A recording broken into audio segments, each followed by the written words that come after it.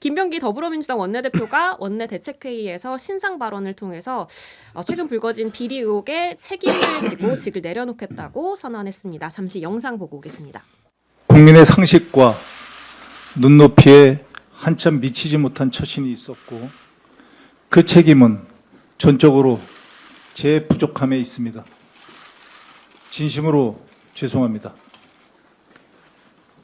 지난 며칠간 많은 생각을 했습니다. 제 자리가 중요한 것이 아니라 하나의 의혹이 확대 증폭되어 사실처럼 소비되고 진실에 대한 관심보다 흥미와 공방의 소재로만 활용되는 현실을 인정하기 어려웠습니다. 우리 정치가 더는 그래서는 안 된다고 믿어왔기에 끝까지 제 자신에게도 묻고 또 물었습니다. 시시비비를 분명히 가리고 진실을 끝까지 밝히는 길로 갈 것인지에 대한 고민은 제 거취와도 연결되어 있었습니다.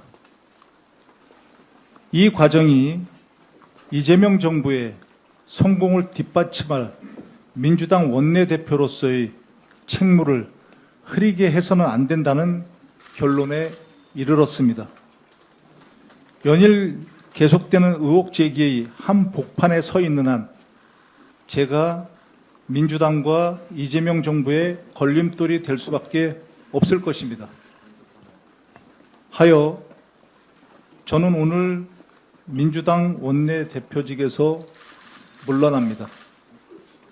이 결정은 제 책임을 회피하고 덜어내는 것이 아니라 시시비비를 가린 후 더 큰 책임을 감당하겠다는 저의 의지입니다. 자, 사과의 거의 전문을 보고 왔는데 좀 길지만 이재명 정부의 성공을 뒷받침하기 위해서 이제 원내대표의 책무를 흐리게 하면 안 된다. 그런 측면에서 이제 결정을 했다, 사퇴를 결정을 했다라고 얘기를 하면서도 하나의 의혹이 확대 증폭돼 사실처럼 이렇게 소비되고 진실에 대한 관심보다 흥미와 공방으로 소재로 이제 활용되는 그런 현실을 인정하기 어려웠다. 이러면서 돌아오겠다. 이렇게까지 I'll be back까지 얘기하는데 어떻게 보셨어요, 좀? 뭐 제가 먼저 말씀드리면 1, 2주만 더 빨랐으면 그 시간이 조금은 정치적인 판단이 아쉽다. 네. 거기에 말한 대로 이재명 정부나 민주당의 운영에 걸림돌이 된다는 생각들을 저는 조금만 더 빨리 했었으면 이런 그 막장 폭로전까지 치닫지는 않았지 않았을까. 그런 게 좀 아쉽고, 두 번째는 사실상 이게 뭐 이제 각자 공방이 있는 주장이 있는 사항이기 때문에 시시비비를 가린다는 거 그냥 그거는 뭐 이제 개인 정치인 김병기 의원으로서 그거는 뭐 하실 일이기 때문에 길게 얘기할 필요는 없었지 않았을까. 그래서 좀 여러 가지로 이런 그 논란에 휩싸이게 돼서 국민들한테는 또 수긍할 수밖에 없는 민주당 입장이지 않을까 생각합니다.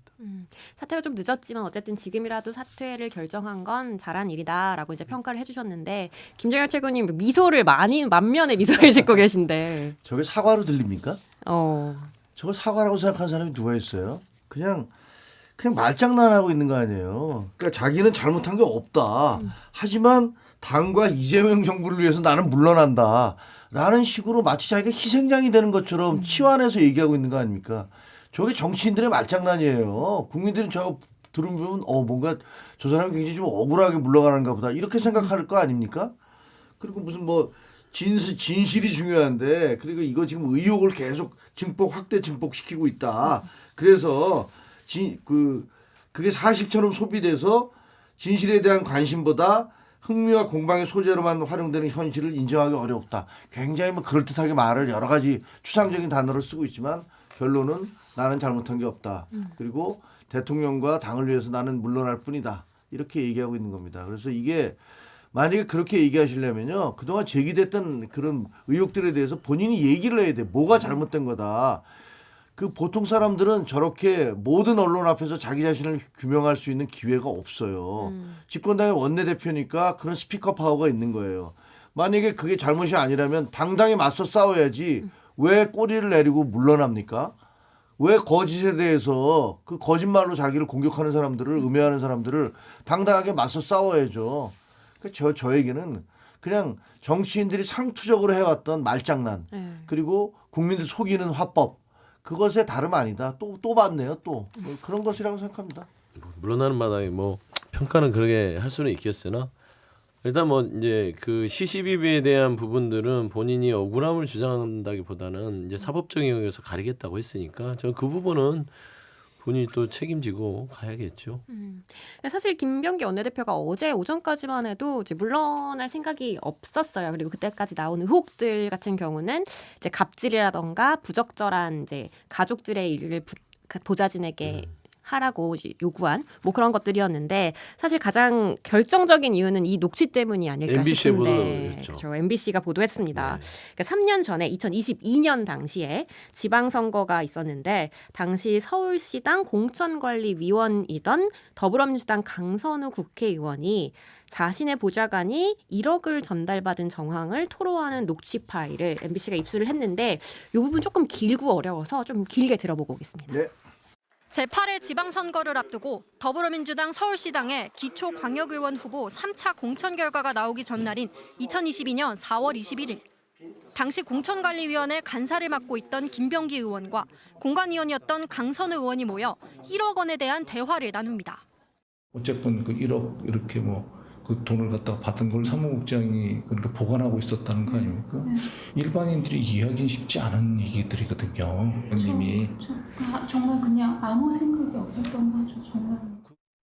강선우 의원의 보좌관이 당시 강 의원 지역구에 서울시 의원 출마를 준비 중이던 김경시 의원으로부터 1억 원을 받아 보관 중이라며 강 의원이 김병기 의원에게 도움을 요청한 겁니다. 우리가 공관위원이기 때문에 이거는 어떡하다가 그러셨어요. 이게. 그러자 김병기 의원은 도와줄 수 없다고 말했고 강선우 의원은 살려달라고 호소합니다. 이 돈에 대한 얘기를 들은 이상은 제가 도와드려서도 안 되지만 정말 일 커집니다. 그러니까 법적인 책임뿐만이 아니고 우리가 지금 어쩌자고 저한테 그걸 상의하셔가지고 저도 잘해주세요. 강 의원은 김경시 의원으로부터 연락받은 내용을 김병기 의원에게 설명하며 당시 공천 문제와 1억 원이 연관되어 있음을 시사했습니다. 딱 결과가 나자마자 그렇게 하겠다 하자마자 그게 실시간으로 다 전달이 되고 김경한테 전화 와가지고 그렇게 얘기를 한 거예요. 실제로 당시 민주당 공관위원을 지낸 인사는 MBC에 다주택자였던 김경시 의원에 대한 논란이 공관위 내부에서 있었다고 증언했습니다. 강선우 의원은 또 김병기 의원에게 상대방이 돈을 돌려받지 않으면 어떡하냐는 취지로도 물었습니다. 안 받는 거. 그거는 뭐 의원님이 보셔가지고 던져놓고 나오든지 어떠든지 하셔야 되는 거지. 그거는 뭐 의원님께서 해결해야 되실 문제입니다. 그래서 녹취를 들으셨는데 정리하자면 강선우 의원의 보좌관이 당시 강 의원의 지역구인 강서죠. 강서에 서울시의원 출마를 준비하던 김경시 의원으로부터 1억을 받아서 보관 중이었는데 이거를 어떻게 해야 하냐 살려주세요 하면서 김병기 당시 같이 공관위를 하던 김병기 의원한테 뭐 상황에 대한 해결 뭐 이런 것들 요청하는 느낌인데 아니 도대체 왜 살려달라고 하는지도 모르겠고 잘 모르겠어요. 이 맥락이 잘 이해 안 가요. 일반인이 이해가 안 된다고 김병기 의원이 처음에 얘기를 하는데 왜 살려달라고 하는 거죠? 그냥 뭐 추측이긴 하나 상식적으로 좀 분석기를 돌려보면 강선우 의원 말은 내가 왜 그랬는지 모르겠어요라고 하잖아요. 그러니까 일단은 본인도 그 당시에 이 대화 내용을 보면 돈을 받은 사실에 대해서 얘기했고 나중에 알고 보니까 이 부분이 굉장히 꺼림직하게 됐다. 근데 지금 다주택 논란이 되면서 김경시 의원이 아마 공관위 내부에서 보류 상태가 아니었나 싶어요. 네. 이제 이런 부분들에 있어서 강선우 의원은 어떤 김경시 의원에게 어떤 대화가 오갔는지 모르겠으나 어느 정도의 공천에 대한 대가를 보장하지 않았었을까 이렇게 보이고 김병기 의원 같은 경우는 이제 공관위 간사였기 때문에 사실 왜 그런 일을 했냐라고 질책하는 저는 대화 내용이라고 보거든요. 그래서 왜 이 얘기를 나한테 해서 나를 고민하게 만들고 여기 엮였냐 이런 느낌이에요. 근데 중요한 거는 김경 그 당시 시의원이 공천이 돼버렸다는 거죠. 그렇죠. 그러니까 이런 대화가 있었으면 김경 시의원이 공천을 안 받거나 여기에 대해서 부적격으로 탈락을 시켜버렸으면 문제될 게 없어요. 네. 저는 그렇게 보이는데 이런 대화가 있었음에도 불구하고 김병기 의원도 책임을 피할 수 없는 게 간사였으면 아니 강선우 의원한테 이거는 도저히 내가 들은 이상 묵고할 수 없다. 정리해라. 라고 결과를 도출해서 저 공천 안 줬어야 되는데 공천이 돼버리니까 네. 이게 강선우 의원의 어떤 이런 부적절한 행동을 이제 말하자면 묵인한 게 아닌가라는 게 돼서 누가 보더라도 국민들 보기에 부끄러운 모습이죠. 그래서 저는 이게 사실상 정치적으로 굉장히 이거는 두 의원이 이 당에 악영향을 끼친 내용이다. 그렇게 판단할 수밖에 없습니다. 아니 그러니까요. 김병기 의원은 단호하게 여기서 그러시면 안 됩니다. 돌려줘라 이렇게 얘기하는 걸로 보이는데 실제 다음 날 있었던 공천에서는 김경 의원이 공천을 받았단 말이에요. 그래서 그게 그 녹음을 누가 했겠습니까? 두 사람 중에 한 사람이 했는데 김병기 의원이 했다는 거 아닙니까? 맞습니다. 네. 김병기 의원이 저렇게 얘기하는 건 본인의 알리바이를 만들기 위해서 하는 게 아닌가라는 그런 의혹까지 들어요. 지금 따지고 보면 그 사무국장이 돈을 갖고 있었다. 말이 그런 거지. 공천하겠다고 돈 받은 거잖아요. 뇌물 받은 거잖아요. 그리고 지금 그 김경호 의원 누구야 장선우 강선우 의원 뭐라 그러냐면요. 아무 생각이 없었어요. 뭐 이런 얘기 하잖아요. 아무 생각 없이 1억을 받습니까?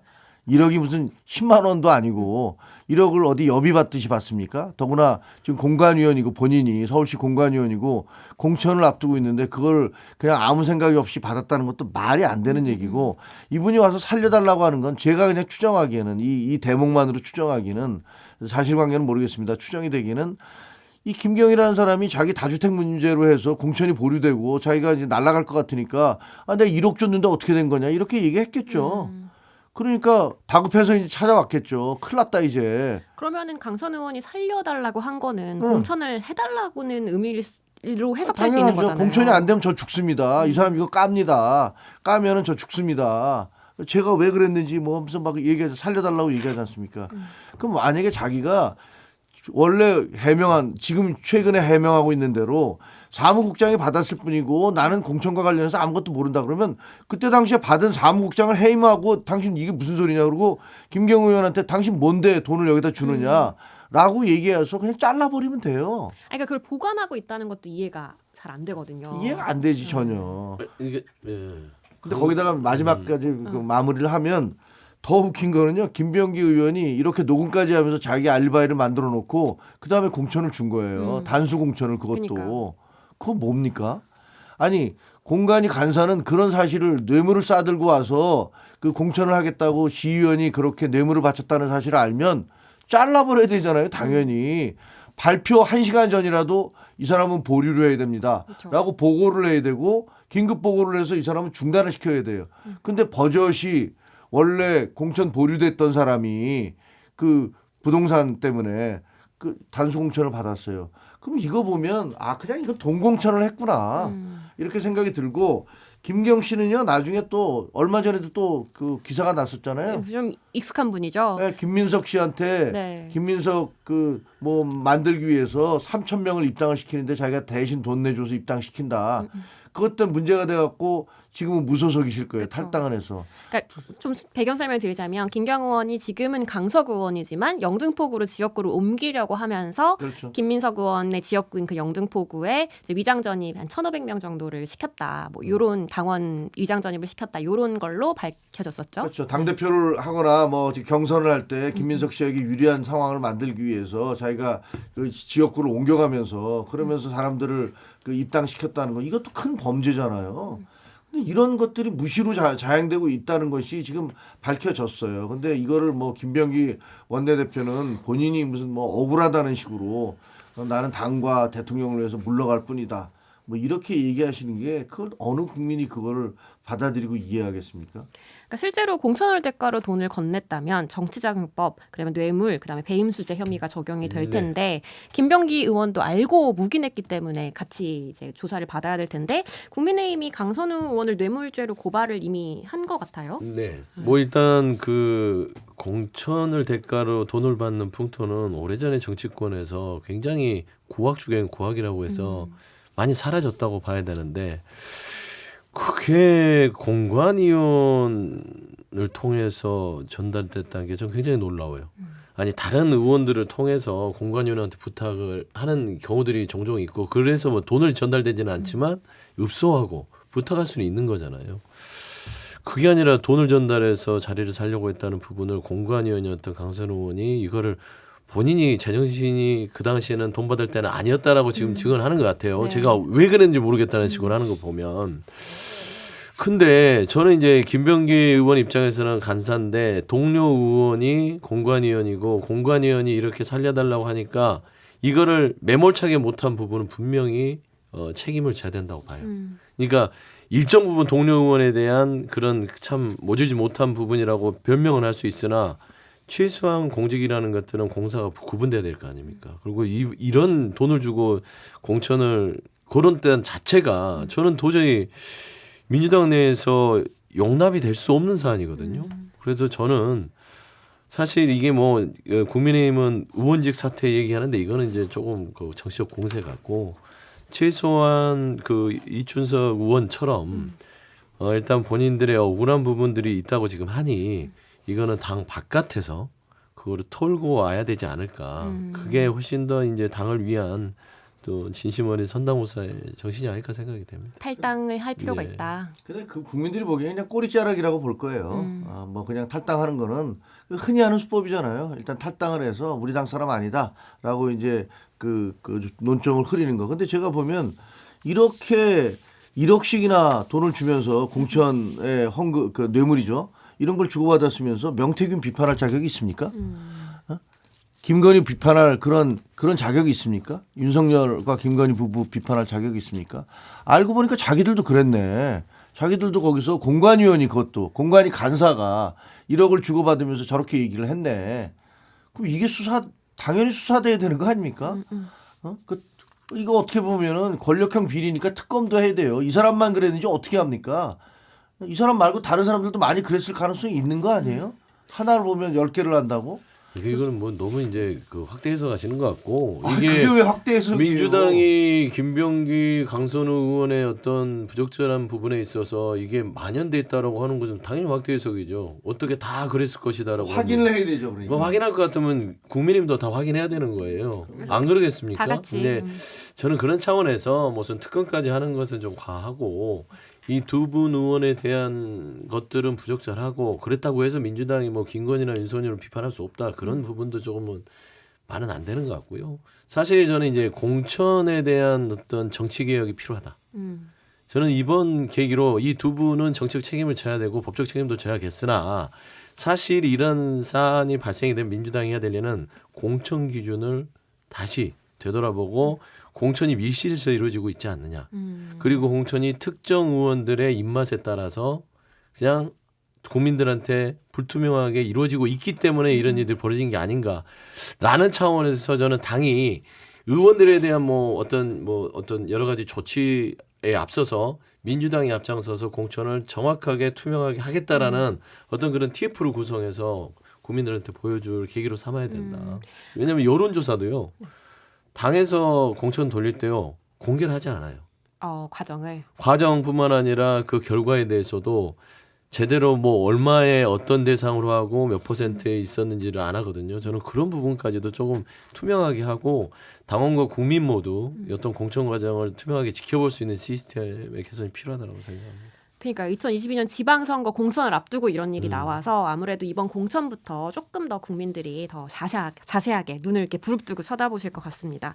자, 지금 뭐 벌어진 건 벌어진 거고 민주당은 오늘 오후 1시에 긴급 최고위를 소집을 한다고 합니다. 그러니까 여기서 그 단교를 보니까 보통 한 달 내에 재선거를 해야 된다. 네. 원내대표 요런 규정이 있더라고요. 그래서 정청래 대표가 기자들을 잠깐 만나서 뭐 참 수고 많았다. 그래서 김 원내대표 그래서 앞으로 잘 수습하고 헤쳐나가시길 바란다면서 빠른 시간 안에 원내대표 선출 절차를 밟겠다. 이렇게 얘기를 했는데 지금 사실 내부적으로 차기 원내대표의 물망에 오르시는 분들이 좀 있어요. 박정, 백혜련, 한병도 그리고 서영교 의원님 요런 정도가 언급이 되고 있는데 요 분들 중에는 좀 어떻게 보세요? 좀 어떤 분이 가장 유력한가?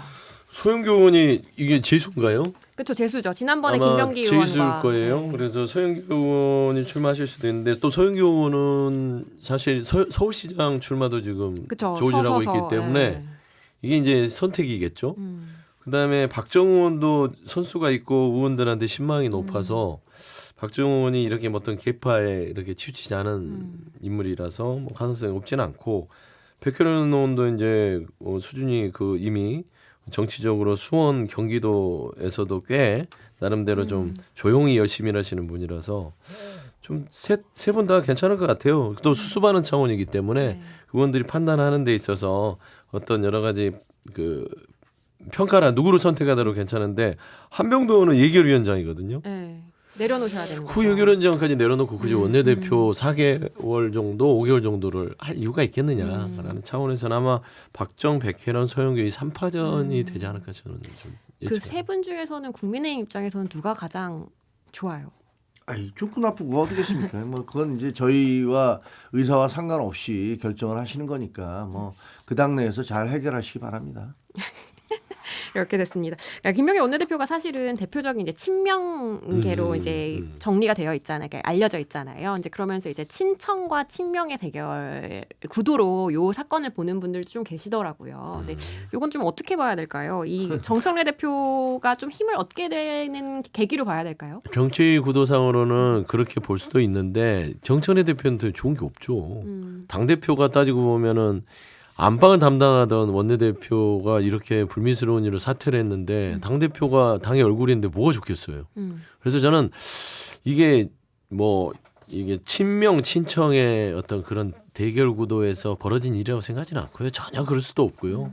손해가 막심합니다 민주당은. 네. 이 지방선거 앞두고 새로운 원내지도 뽑는 게 뭐가 좋겠어요. 그래서 저는 사실 정청래 대표가 역학적으로는 그런 구도에서 해소는 되긴 했으나 그렇게 뭐 또 뭐 정청래 대표에게 득이 되는 상황이다. 저는 그렇게 분석하고 싶지는 않아요.